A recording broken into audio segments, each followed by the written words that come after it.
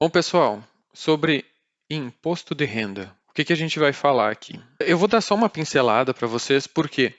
Porque imposto de renda pode ser que quando eu acabe de gravar esse vídeo, no mês seguinte surja uma lei diferente e algum valor seja diferente. Então, de maneira geral, o imposto de renda funciona da seguinte forma.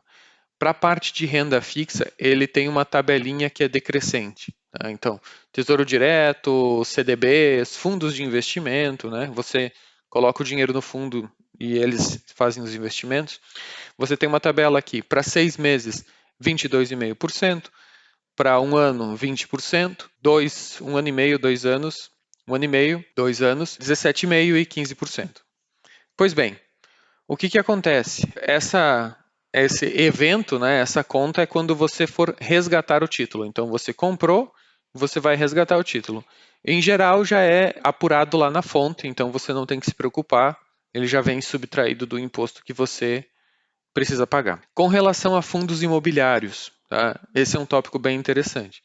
Se você comprou em qualquer data e vendeu com lucro, tá? Você paga 20% de imposto sobre o lucro da cota. Você comprou a cota, né? Você comprou 10 cotas de um fundo imobiliário a R$ 100, então você investiu R$ 1.000. Passado um tempo, esse fundo se valorizou e hoje o seu dinheiro vale R$ 1.500. Legal. Você vai pagar 20% sobre o seu lucro, que nesse exemplo é R$ 500, no mês seguinte à venda. Então, se você vendeu, você precisa entrar lá no site da Fazenda, lá do imposto, baixar uma DARF, declarar esse valor e dizer que você quer pagar um percentual de 20% sobre o seu lucro. Os rendimentos dos fundos imobiliários são isentos. Tá? Então, aquele dinheiro do fundo imobiliário que cai todo mês na sua conta, ele é isento. Então, o fundo imobiliário é aquele que você compra para nunca vender, para ficar sempre recebendo os aluguéis. Tá? E assim nunca vai pagar imposto. Até hoje, né? Sabe como é que é o governo. As ações. Se você comprou e vendeu, mesmo cenário dos fundos, só que as ações têm uma isenção até 20 mil no mês. Então, se você fizer vendas até 19.999, você está isento. Não importa se teve lucro ou não. No day trade, tá, a alíquota é de 20%, ou seja, se você comprou e vendeu no mesmo dia e passou de 20 mil, você paga 20%.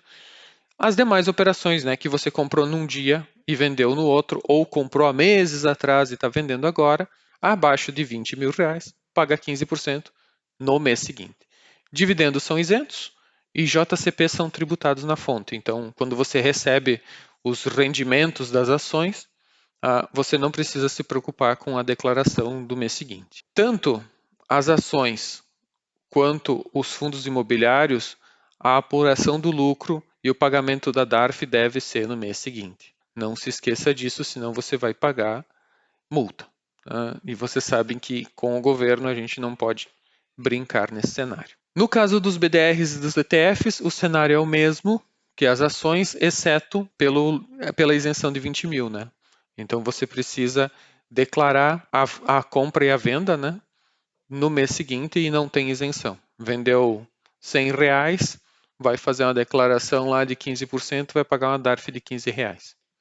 Não tem choro. Sobre o lucro, importante, né? Não é sobre o valor que você vendeu, é sobre o lucro. No final do ano, tá, você vai ter que fazer a declaração anual, né? Se você não leva para um contador fazer, você faz a declaração anual. O que você vai precisar? Das notas de corretagem do ano, né? Então, as notas de corretagem é cada compra que você faz, né? A corretora ela guarda essas notas e você consegue pegar geralmente no dia seguinte. Tá? Os custos de compra, no caso da renda variável, né? Então você vai ter, digamos que você compre a mesma ação 10 vezes no ano, né? Então você comprou, investiu X mil reais, esses são os custos, a quantidade de ações que você tem. Quanto ela vale no final do ano não importa. O que importa é quanto você gastou para fazer as compras. Se você não vendeu, se vendeu com lucro, daí já muda esse cenário. No final do ano você vai declarar a posição, né? Então a sua posição no final do ano é a quantidade de ações e o quanto você gastou para comprar aquelas ações, certo? Aquela é a posição lá nos bens e direitos, lá na declaração anual. Uma coisa que é importante no cenário anterior, na hora que você fez a venda e não obteve lucro, obteve prejuízo, você pode declarar no final do ano esse prejuízo e levar para o ano seguinte. E se você tiver lucro na mesma categoria, ou seja, você teve prejuízo em fundo imobiliário, você teve lucro em fundo imobiliário no ano seguinte, você pode abater o lucro do prejuízo do ano anterior. Só que você tem que lembrar de levar esse prejuízo ano após ano na declaração de imposto de renda. Pessoal, esse é o cenário de final de 2021. Tá? De maneira geral, apenas para compreender como é que funciona o imposto de renda, sem muitos detalhes. Mas tem que acompanhar o governo para saber se essas regras irão mudar no ano seguinte ou não. Isso é uma das coisas que eles já estavam falando nesse ano. A princípio, o cenário é esse. Obrigado.